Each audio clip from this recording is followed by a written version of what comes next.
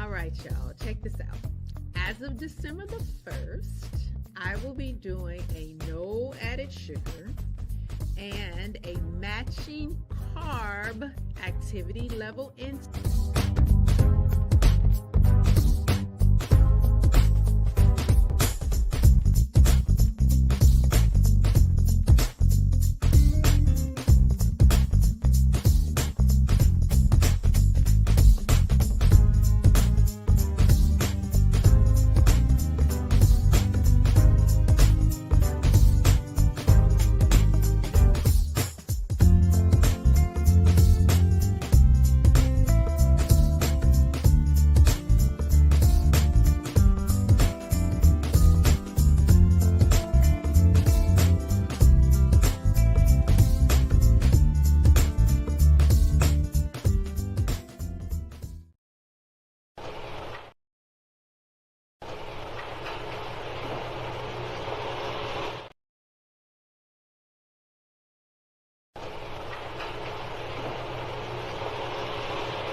O Allah, guide me among those whom Thou hast guided aright, and preserve me among those whom Thou hast preserved, and befriend me among those whom Thou hast befriended.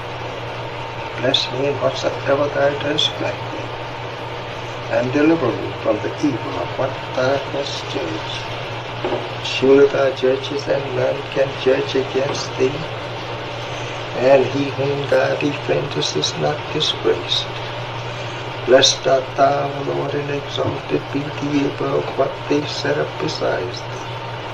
I bear witness, nothing deserves to be served besides Thee, and I bear witness that Muhammad is Thy servant and apostle.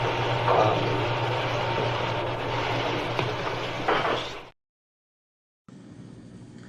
The Honorable Elijah Muhammad, who in my judgment is the master historian, taught us that of all our studies, history is the most attractive, and it is best qualified to reward the researcher. History is most attractive. Why should history be most attractive? Because history is the recorded time of the human family in its struggle to overcome obstacles. There is no life that is without struggle. The Holy Quran teaches us that man, meaning man and woman, is made to face difficulties. And after difficulty comes ease. But it is history that guides us through difficulty. For if you know how people who had difficulty yesterday got through, and if your difficulty is somewhat similar, then today we also can get through if we follow the guidance of history. This is why Carter G. Woodson and many of our black giants fought for black people to know our history. Because in not knowing our history, we don't have a guide. And without a guide, we are lost. No wonder the Bible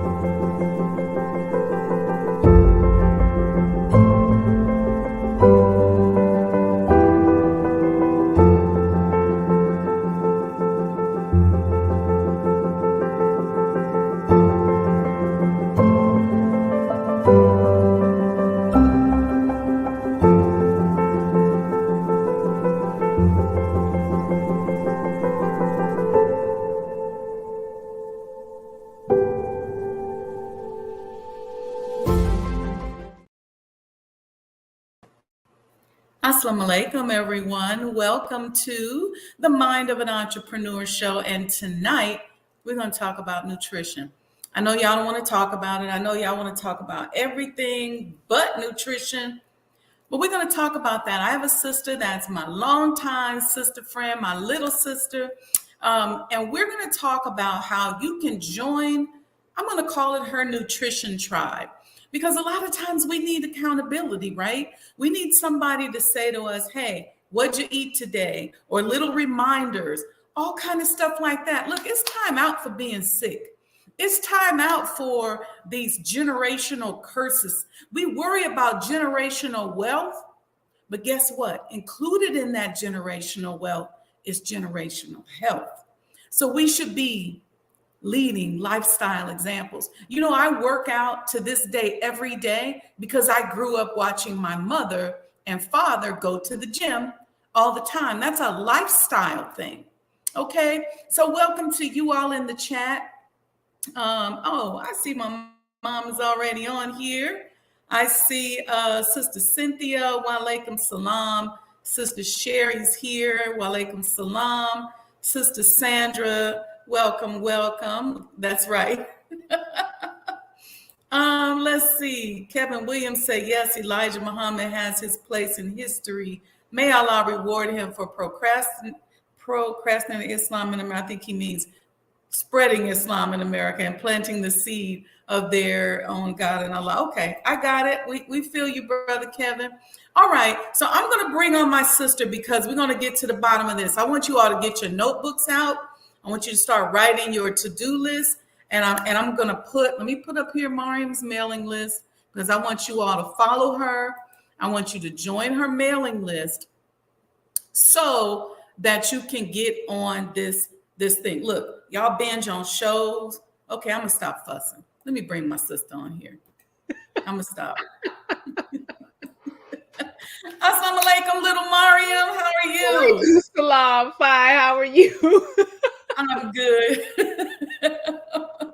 Maryam, I'm so proud of you. When I watch your videos and I see the work that you're doing, you know, I know you way back Yes. when. Yeah. And I'm so grateful. Every time I see you, I feel so honored that Allah allowed me to be a part of your life. Aww. Thanks be to Allah. Yes. And so I want to get into nutrition. I love your snippets, your vignettes, and I think it's important. We need to make them things go viral. And that's what I want to work on doing tonight. Okay. I was reading, I think I mentioned this to you, an article written by a sister named Zara Barnes.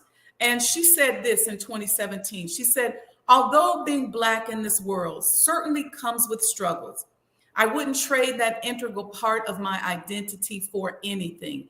Black girl magic is real. But it's a sad fact that Black women are often plagued with disproportionately high incidences of mortality rates for various health conditions like heart disease, breast cancer, and more. And I couldn't agree more. Did you have a personal experience that made you dig deeper into your intention to focus on nutrition? Absolutely. I've had several incidents.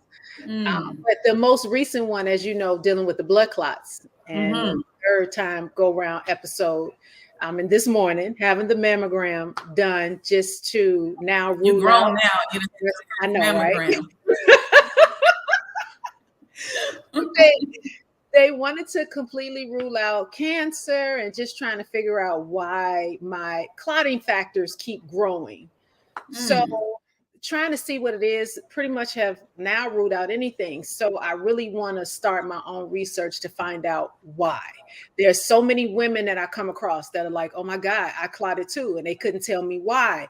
I've even come across some men that they told them the same thing. They don't know why the blood is clotting. So I really want to get to the bottom of that, seeing if there maybe is a marker that they don't know to test for yet. Maybe science hasn't gotten there yet. So I wanted to look into that. And then another thing was, I hear so much talk of women, what happens to my body when I get this age or this age. And in this age, and nutrition plays a very key role in that.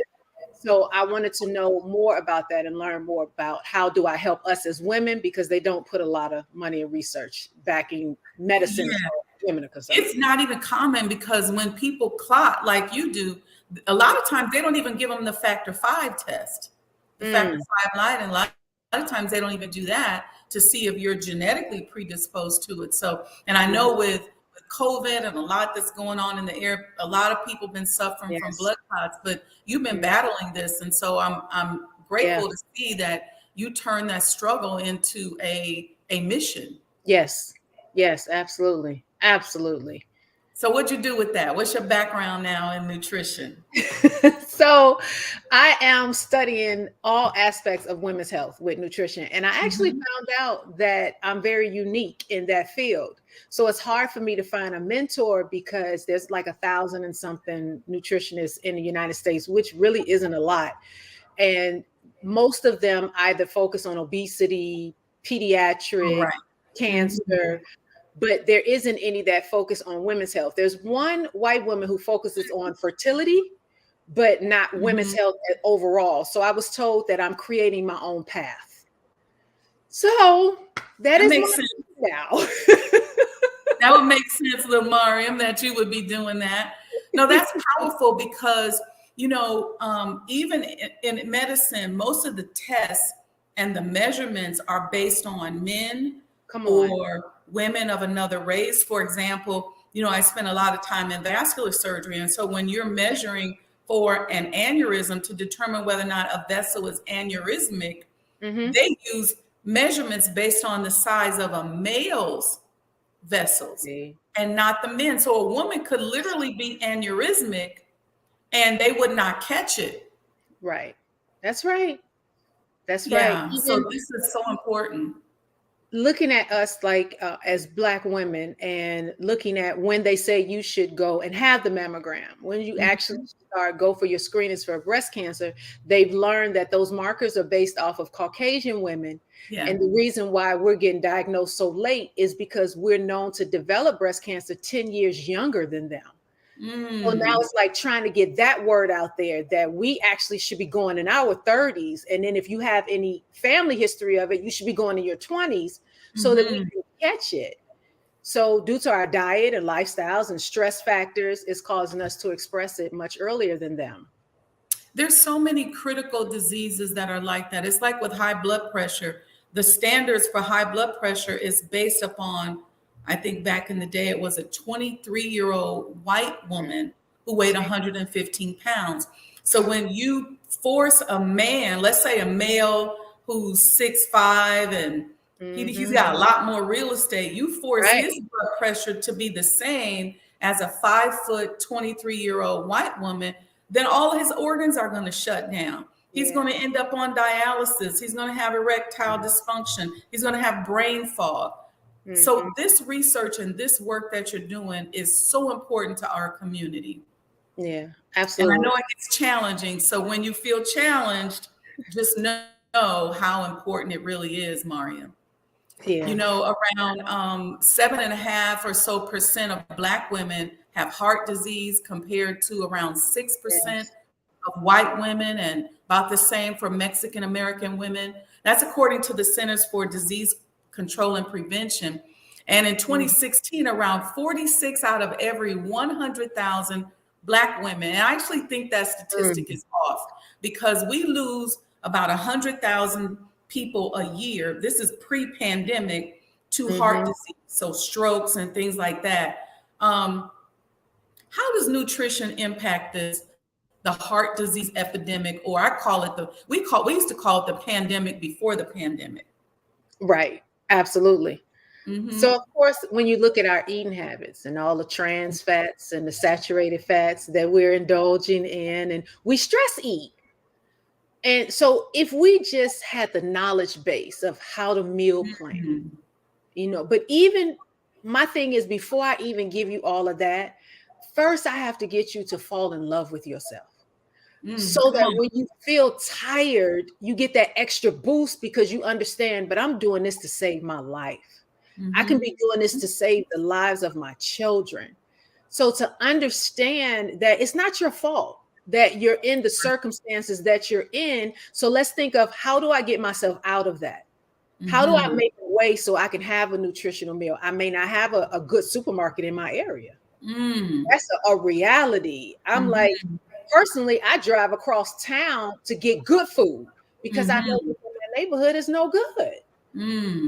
It's to know that it's okay to take that extra step because it's for you, until we get to the point where we have these supermarkets in our areas.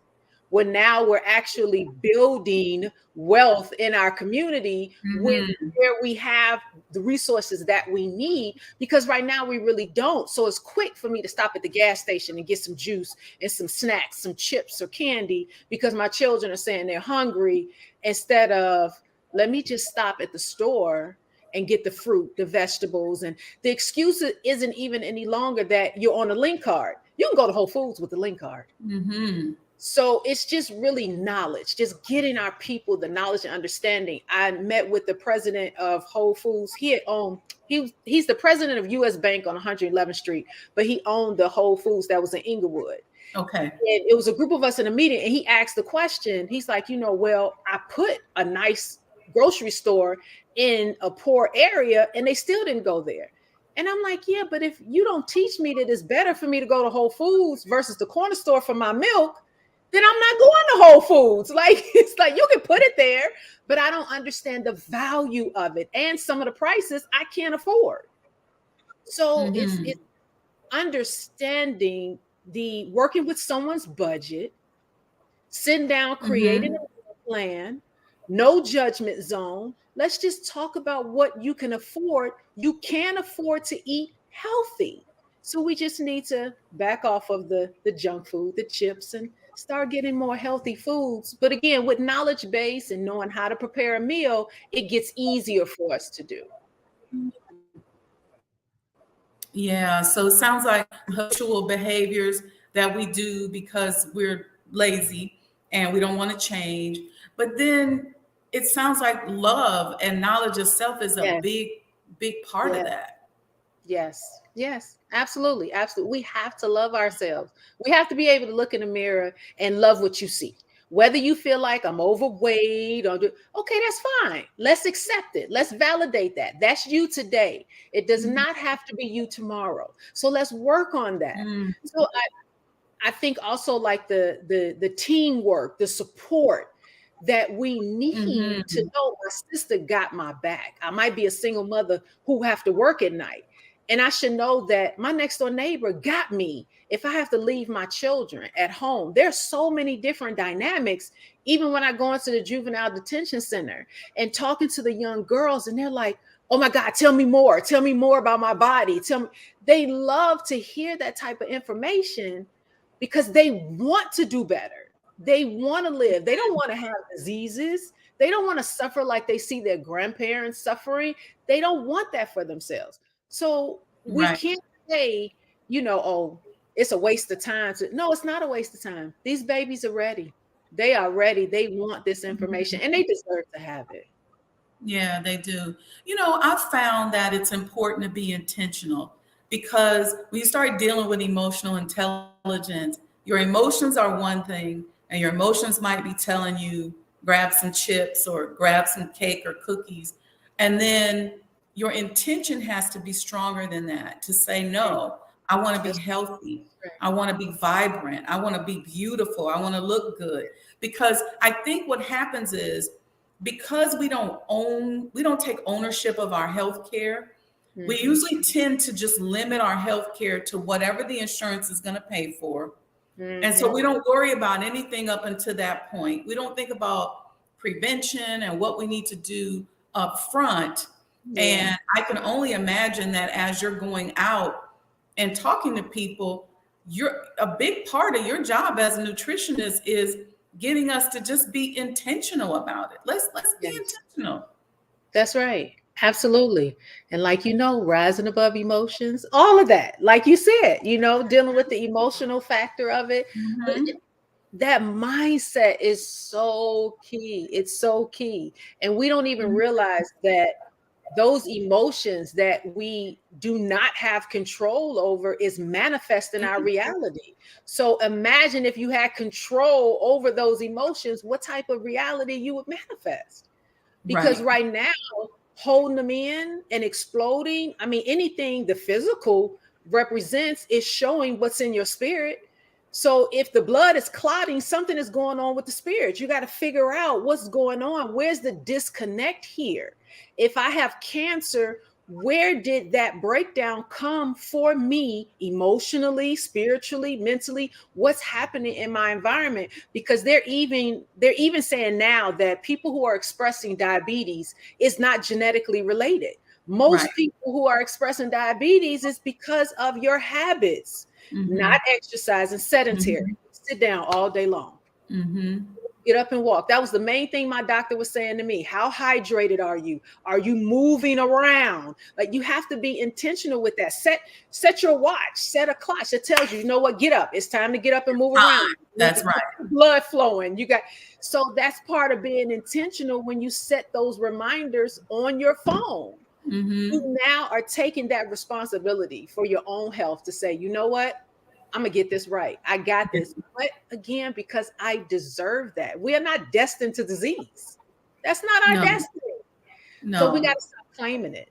We really got to stop claiming it. What is it? Dis-ease. So there's something spiritually, it begins, right? Spiritually with a thought. Yes. And then it begins to manifest in our body. And our thoughts create all kind of chemical cocktails in our bodies. And it's huge. That's true. I can bear witness. Every episode I had of blood clots, something was going on in my life that was a heavy trial. And I was like, okay, Maryam, you really did this to yourself. This is a result of just learning how to handle circumstances in our lives. How long did it take you to start just taking responsibility for what's going on in your body and not pushing it off on the hospital or the doctor or somebody else? Ever since I was little, like that, because of the example I have in my mother. My mother has been very adamant, always adamant about health. She introduced me to natural herbs and things when I was little, and the doctors diagnosed me with glaucoma. Like right now, I'm supposed to be blind. But my mom took me to a naturopathic doctor, and the only thing I could remember is that aloe vera juice. It was horrible. But because of that, it really instilled in me how precious you are and how you have to take care of your health. And don't be afraid that if something doesn't feel right, a little discomfort, question it. Find out what it may be. I mean, like I used to tell my mother, you go to the doctor too much. But I understood the importance of find out what it is, because when you don't, this is how we have the massive heart attack. You can't have a massive if there were no signs prior to. We just ignored the mild heart attack, and now we wound up with the massive. So it's like having to listen to those signs and know what's going on with your body. Even when I went to have the mammogram today, one of the sisters asked me, they was like, was you nervous? And I was like, no, because I was so in tune with my body. I didn't feel any energy in me to be nervous. The feeling I had was comfort. I was like, oh, this is okay. This is not my path. I'm not supposed to have cancer. So I'm not worried about it. Y'all can just go ahead and rule it out. So I wasn't nervous. So as you pointed out, again, controlling those emotions is so super important, because you know how powerful the mind is. You've been and developed something just because you thought of it, and now you're claiming it, and that wasn't even for you, but you claimed it. Yeah, we can't stress enough how we really got to be a tribe around this, whether it's telling each other where the new farmer's market is in the neighborhood, or encouraging one another. You know, That's you right. make soup, say, hey, Maryam, I got bean soup over here, or whatever. But and it's a real task to get us as a people to own our health. And I think I learned this in healthcare, because I see so many of us, we come in And then when you start talking to them, what are you doing? Some of our people will literally say, yeah, I've been smoking since I was 20, but that ain't got nothing to do with this. Yeah. They don't, we just don't know, because we have been taught that it's somebody else's fault. It's somebody else's responsibility. And I tell people all the time, look, if your insurance company says I'm not paying for this treatment, you figure out a way to go pay for it. That's your right. healthcare cannot be limited to what they will and will not pay for, because they don't want to pay. It's their job not to pay. Right. That's right. You telling them right. Like, you got to be invested in you. You have to be invested in you. So you telling them right. If the insurance don't pay for it, so what? Find a way. We find a way for everything else. We do. I'm like talking to women, and I just learned that some of these hairstyles is like $300-$400. And I'm like, you done paid $300 for a hairstyle, but you complaining about your food bill? Like, you don't cheap, girl. You talking $600,000-$700,000? Are you crazy? Oh my $300. Oh my God. I'm like, you can afford to eat right. We pay for we what just have to teach them to incorporate that, because just like they feel depressed when they can't get their hair done or they don't feel like they look right, because I think a lot of times we get a bad rap as a people, because oftentimes we're constantly combating depression. So we want to put on something that makes us feel better. We want to do our hair and make us feel better. And should we be so artificial? No, but that's what people are doing. They're combating the fact that they just don't feel good. And so sometimes picking up that outfit or getting that hair done makes them feel better. But now we have to say, okay, let's incorporate good food and a right diet and herbal supplements and joining your mailing list and paying attention to your nutritional snippets as a way to also make yourself feel better. Because you're going to feel worse if you're depressed right now. You're going to really be depressed if you end up in a situation where you get sick and you don't have the right mindset to pull yourself up out of it. Yes, that's true. That's very key. But Maryam, what are some of the top nutritional deficiencies that you see among women, Black people in general? Iron is usually number one. Iron is right at the top of the list. Why are we so iron deficient? It boils down to a lot dealing with our reproductive system and the illnesses that we have with our reproductive system, whether it's a woman with endometriosis, someone suffering from some type of cancer, but it's usually something has happened where our cycle is too heavy. We may have been one that was convinced that take these birth control pills to help with your cramps, but they're not telling you the side effects that come along with that. We're not eating right. And we don't even listen to cravings. So we'll say things like, oh my God, I'm craving this, I'm craving that. And you're not understanding you're craving that food source because of what's in it. And the body is saying, hey, I need that. So even like the women will say, my cycle is coming and I want some chocolate. Well, the body is telling you you want dark chocolate because there's iron in there. So the body is telling you, hey, look, we need to beef up right now because we're getting ready to lose iron. So, and a lot of us are dehydrated. So it all plays a role with it because we just don't know the science of eating. And not to mention food today is not as nutritionally dense as it was back in the day. So we're battling with that too. So yeah, that iron list. Yeah, because a lot of people mistake, and I don't know how often you see this, they think they're hungry, but they're really thirsty. Yes. Yes. Yep. That's true. That's very true. Unfortunately, sometimes, as you know, you're dealing with diabetics. Where that's like cross signals. The nervous system is now sending those cross signals because it really doesn't know if it's hungry or if it's thirsty because the pancreas isn't functioning right, or either you're going through resistance. So dealing with all of those factors, we really don't know how am I supposed to respond? Because now the signals of the body are confused and I don't know what's going on. How do we get those signals back in check so that we can begin to listen and our body will tell us the truth?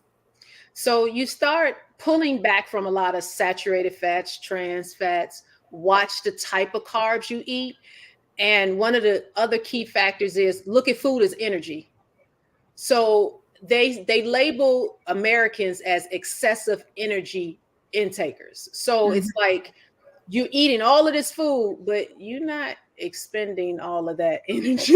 Like it's like you keep putting gas in the tank, right? Right. Right. So you have to look at it. And if you know you sit at a desk all day long, one, you don't need 3 meals a day. You don't. Right. Eat all of that, the snacks and all. No. So you just have to know how to design your plate that complements how your activity is. If you had a day you worked out and you like, okay, I had this brisk workout, you could kind of beef up your plate a little bit, but it's really looking at a 7-day period, not a 24-hour period. So a lot of times it's sitting down and seeing what did people eat for the week? What was your activity level for that week? And then that way you can have a better outcome and kind of get the body back in line with the natural signs and signals and hormones and all of those things. And sometimes a little herbal medicine or different seasoning helps too, like the cinnamon with the sugar with people who have diabetes. That really works like a charm. And then of course, increasing the exercise. Gotta exercise. Gotta get the movement in. So Maryam, let's break this down. You mentioned fats a few times, like saturated fats and trans fats. What are those? So we're looking at, like, if you cook with oil, so we're looking at the corn oil, they say is okay. But vegetable oil is not really vegetable oil. There's no vegetables in there. Canola oil is trash. So if you're cooking, like you just want to lightly. With olive oil. Yes, olive oil. Of course, you can't fry with olive oil though. So olive oil is like pan searing or sauteing something. But if you're frying something, corn oil, even though you kind of should stay away from the fried foods though, because that's a lot of trans fats. Your butters, when you choose the butter, make sure that it's real butter. If it has more than 3 ingredients, it's not real butter. Should never have more than 3 ingredients. So understanding how to deal with the butter piece, potato chips, even French fries. French fries has been fried plus it's a potato. So that's a heavy carb. So you're dealing with that.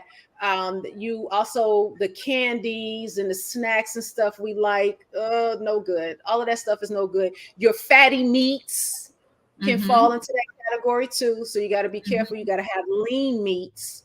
So looking at the food chart and understanding what falls where, anything that says added sugar is no good. So learning those little tips and tools to kind of now know how to read ingredients on a label, how to be able to identify what's good and what's not. And like I said, the added sugars, you definitely want to stay away from those. Those are like really bad for us, really, really bad. So we need to stay away from processed sugar, oils, fried foods, that kind of stuff. We can substitute in with vegetables and navy beans and lentils and things like that. That's going to give us all of our minerals, manganese and iron and magnesium that's going to be in that little tiny bean. That's right. Those kinds of foods are good, and plus they're going to help to replenish, right? That's right. That's right. And even give us our proteins. So looking at too what the body holds on to really good, so that you don't overdo it. The body is going to hold on to protein really good. And even with the cholesterol piece, where people are like, oh my God, LDL is the bad cholesterol. It's only bad if we're making too much of it, which means that you fed the body too much of the saturated fat and the trans fat, because we actually need LDL cholesterol. Right. We just don't need tons of it. So, you know, it's learning how to balance that out, even with your cakes, your donuts, your ice cream. If you're going to have ice cream, have real ice cream. Right? So there is a difference. So understanding without feeling overwhelmed, taking your time and learning what's good and what's not.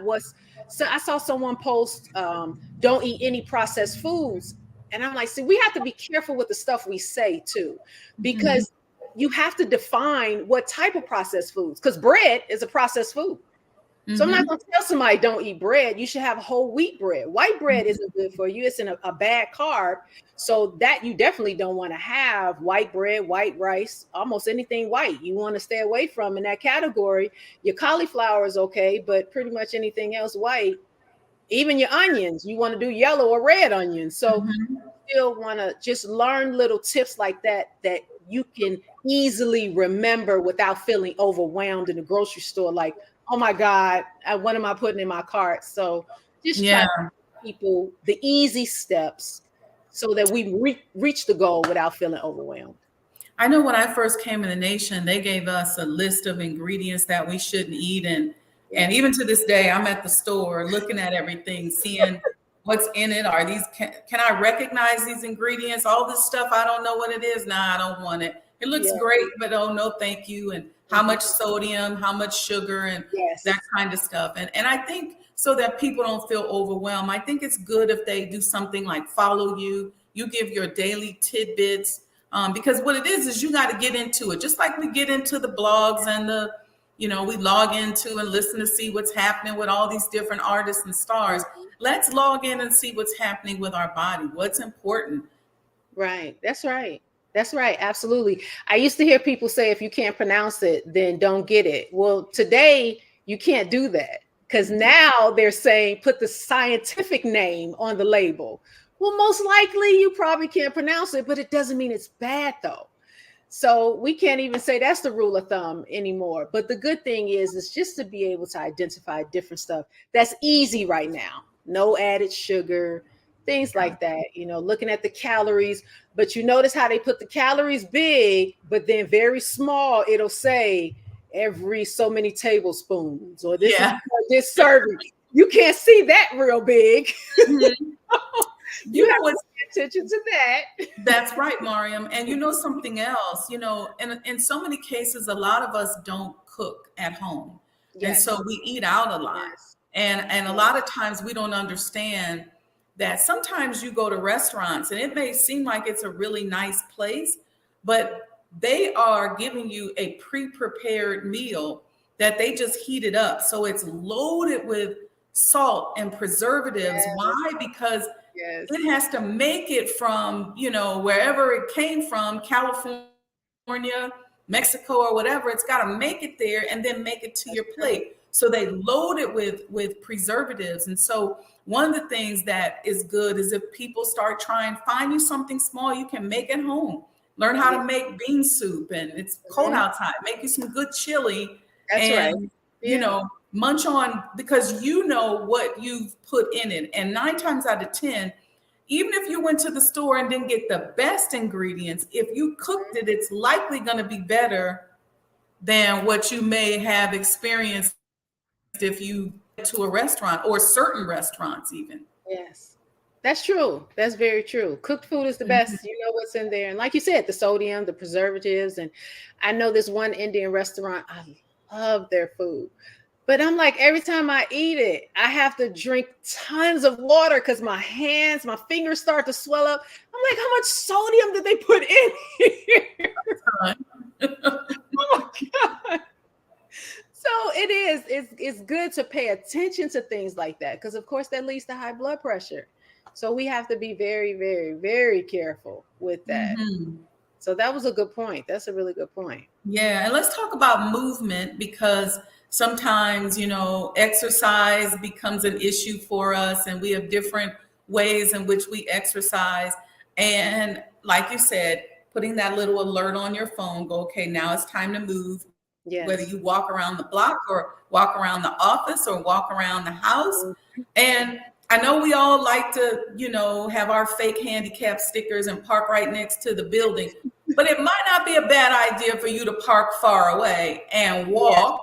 Yes. So that you're getting that heart rate up and you're moving your muscles that pump. Your calf is your pump, your bicep is your pump. It needs you to move in order to move that blood. That's right. Absolutely. And you burn more walking. You absolutely burn more walking. So if you were to walk 20 minutes, like some people, like I did cardio real quick and I ran for 15 minutes, you did nothing. Like you did nothing. But if you walked for 30, you actually did a whole lot. So people need to understand that too. And they've proven that running stresses the heart. And it's not the good stress. So that's a problem. And even when they're looking at marathon runners and things, they are like climbing in the numbers for heart disease because they're overworking the heart. The heart is the only muscle in the body that's not meant to grow. So it's a problem if it starts to get larger. So that type of education, letting people know when somebody's like, girl, I could only walk. I can't do nothing else. No, that's good. That's the best thing to really do. Walk. Like just do a nice brisk walk and you'll be fine. Like just get that blood flowing. You'll feel so much better. The energy will come so quick. Even when you don't want to do it, we all know once you get started, it's like, okay, I'm so glad I got started. You feel it's the antidote to a lot of problems because it helps to rebalance everything in your body as well. Yes, absolutely. I love to walk. You know what? I did not know. I used to just think that working out mean I had to beat my body up. So whether it was a mud run or CrossFit, I was like tearing myself up. And then when I would walk, I started walking on a regular basis and started losing weight. I'm like, wait a minute, what's going on? I know the messenger used to walk around in the back of, what is now Sajdah House. There are people who talk about, I used to see him walking around back there in circles, like walking and thinking, but he would walk right after dinner, they said. Come on. See? Because we're not supposed to go to bed after we eat. Let's do it. It's like, no. Eat in the bed, Maryam. What you talking about? I know, right? Yeah, and that's not good. You got to get up and move around a little bit so it's not sitting on you. Allow your digestive system to take its natural course. So a lot of people will talk about, even with the eating 3 meals a day, and it's like to understand that your body is supposed to get to a fasting state. It takes about 5-6 hours to get to that fasting state. So if you just ate breakfast 4 hours ago and now you want to eat lunch, you haven't even gotten to the fasting state where now the body gets a chance to deliver the nutrients to where the body is calling for it from. So you don't allow your nutrients to be delivered properly. That's a real big issue with us. That's a real big problem. So instead, we're storing it as fat cells instead of getting rid of it. Right. And some of us eat too fast. Lord, that's like a totally different area. It's like slow down. Like you don't even know when you're really full because you just ate so fast. Like, no, food. Just chew it, swallow Taste it. the food and savor the food and enjoy the process. Maryam, tell me about your new book. So my new book, Ladies, Let's Talk Nutrition. What I thought about when I was doing it was kind of putting tips in there that people ask a lot of questions about. Okay. So questions about, I done had this blood test done and how do I even read this thing? Or questions about how do I burn energy? And why does a man burn better than I burn? Well, there is a reason for that. So it's like understanding stuff like that, understanding what type of food should I eat when I'm on my cycle, or what if I'm menopausal, things like that. So really just dealing with us as women and what do we face? What is food that will help me sleep at night? How can I really rest? Why is it that this country is pumping for us to take melatonin? And it's like, do you know why is that? I mean, and it came with this big thing with COVID, but I'm like, in other countries, you need a prescription to get it. You cannot buy it over the counter, and you get a very low dose prescription. And then to understand that's another animal that produced that melatonin. You produce it yourself. So just to get the body back into that natural rhythm of knowing how to properly shut down to rest. And that's the reason why we don't rest properly at night, because we don't know how to slow down, how to take the world off our shoulders, forget about what happened during the day, what might happen tomorrow. You can't do anything about it till you get there. You shouldn't be thinking about all of that when you're trying to go to sleep. So it's some tips on there about that too, a little bit of meditation, just relaxation. You may think about maybe taking yoga classes, things like that, to kind of get the stress off of us that we carry as women, and stop thinking that because I'm a woman, I'm supposed to carry the world. Like, who told you that? Like, where did that come from? That superwoman complex is something. And we become so obsessed with the superwoman that we throw away our femininity, and we throw away everything that makes us so unique. And we become this hardcore, just stressed out person. And the minute somebody just pricks us, we explode. Yeah, absolutely. I talk about sugar too. I tell us about, sugar, what sugar does to our body and why we should be careful with it. The differences between a cleanse and a detox. A lot of people think it's the same thing. No, it isn't. So, understanding that. So one thing I didn't put in there that I was like, I should have put that in there. When people are fasting from water, I'm like, why are you doing that? Like, who told you to fast from water? Like, what is this? You can't even live that long without water. Exactly. So it's us taking on a lot of these myths, and be careful what you hear on social media. It's like we take that as gold, and it's like, go question it, go research it, make sure that is something that's real, and then make sure it's for you. Because if you're on a certain medication, you have to be careful, because you can't do everything. You got to know how your medication works, what may work against your medication, and things like that. So we have to be more responsible. Even people who are calling themselves nutritionists, but they're not really nutritionists. I'm like, anybody who takes on the responsibility of someone else's life, someone else's health, you have to be responsible enough to make sure that you've done research on the information that you're giving to somebody else, and let them know the little tips too, that if you're like this, if you're in this category, you should not do this. Stay away from that, because that's just real. You don't want people hurting themselves out there. That's interesting, because there's so many gurus out here on the internet. I feel in business where people say, oh, my business or my consultant, I said, get the receipts. And it could be somebody who does a great job at motivating you or teaches you one particular subject, but be real clear on, their body and the scope of their knowledge. So that's good, Maryam.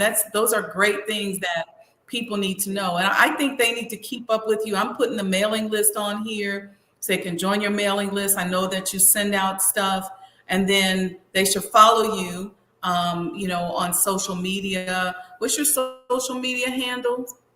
HTLC19. Okay. They should follow you, because I know that you're going to be giving out your different tidbits and things like that.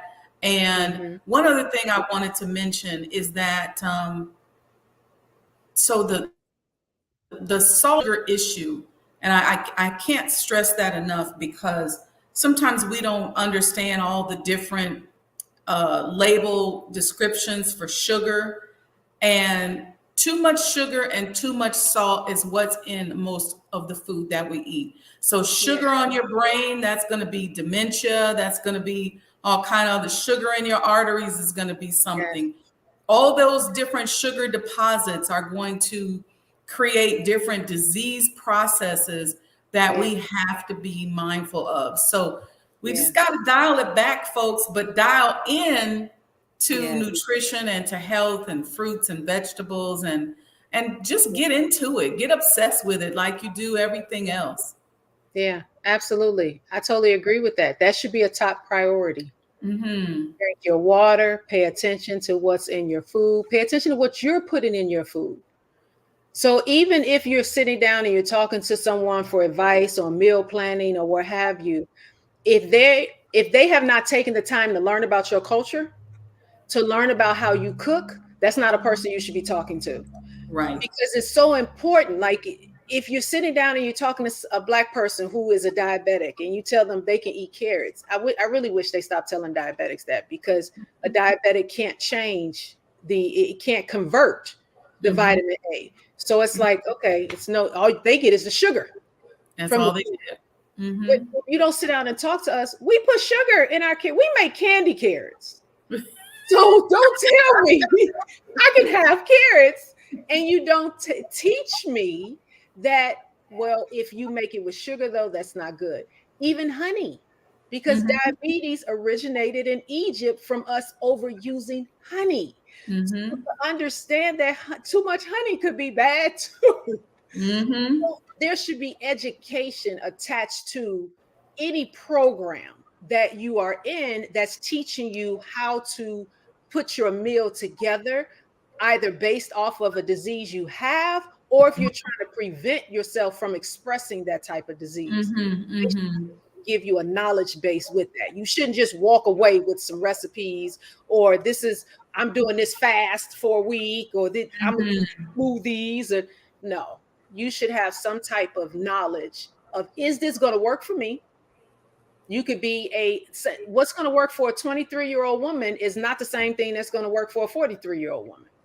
Understand metabolism is different. Your body needs different minerals now. So understanding the phase of life you're in and what it is that you need, and then you could put your meals together much better and have a better outcome.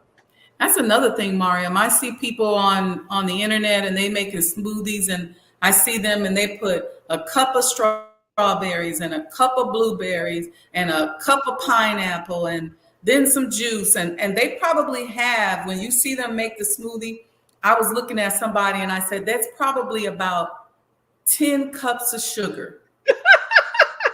And I see people in the comments going, oh, give me that recipe. And I'm like, no, it's too much sugar. Yes, you are absolutely right. And people will say to me, well, I can drink more strawberries than I can eat them. That should tell you something. If you can't eat that many strawberries, you don't need to drink that many strawberries. But it's somehow, some way, we have incorporated this mindset of, well, you get more if you drink it. No, the body can't even handle all of that. So like you said, even if it's natural sugar, it's still sugar. Your pancreas still has to respond with insulin. And they say it takes 10 to 15 years to actually develop diabetes. So that means you've had that habit that long that now you become insulin resistant. Right. So we got to kill these habits. We definitely do. Yeah. Any more tips, Maryam, that you want to give us, or any information before we go? I would definitely say fall in love with yourself. Fall in love with who you are. Take the time to know your body and understand what may works for one person may not work for you, and be okay with that. Just find out what works for you so that you can be successful. And it also will put you in a better mental state when you find out what works for you. Thank you, Maryam. Thank you for joining us. Everybody, make sure you go to Maryam's. First of all, text HTLC, y'all see it here on the screen, to 708-809-8227. And Maryam will start to send you little things. You can find her online right there, HTLC19. Just go to Instagram, Facebook, you'll see her there. She does them on TikTok, right? Yep. TikTok, and she'll give you little excerpts. So let's just get into it. You're not going to absorb everything in one day. This show is not meant to just sit down and diagnose you and break everything down. We want to spark it because, as entrepreneurs, look, we're trying to build this world economy. We got to be healthy. That's right. So Absolutely. Thank you, Maryam. Thank you for joining us today. Thank you. Always thank you. God bless you, sis. Love you. Go get some rest. I know you're tired. Love you too. I know. Oh my God. Finals. I can't wait to get over my final exams. That's okay. but you're gonna pass and you're gonna do good, and we're gonna all be coming to your office for nutritional advice very soon. Yes, ma'am. All right. Assalamu alaikum. Walaikum salam. Give my love to the family. I sure will. Okay. Assalamu alaikum. Walaikum salam. All right, y'all. So let's get into it. Let's take care of ourselves. Let's do something better than what we've been doing. Let's put down them chips, put down the cake, put down the cookies, and let's take care of ourselves. Let's get into the nutrition. And I know y'all like chips and dip, but put some dip on that chip. Y'all see the Cash App right there, Sajdah Enterprises. We give you lots of good advice. This platform is expensive for us to run, but I am determined to give away the game, and then I charge for services. So if you want me to build your business or help you expand or scale your business, then I'll charge for those services. But if you just want the game, y'all know I'll give it to you. So put some dip on that chip. That's our Cash App there. Let me acknowledge y'all in the chat. Brother Ronald has been active. Thank you, Brother Ronald. Sister Aletha joined after I said something. Brother Victor joined. So thank you all. Thank you. Thank you. Thank you for, this chat was popping. Sister Cynthia, I see y'all. Okay, Sister Sandra, Sister Miss Iwana. Okay, welcome.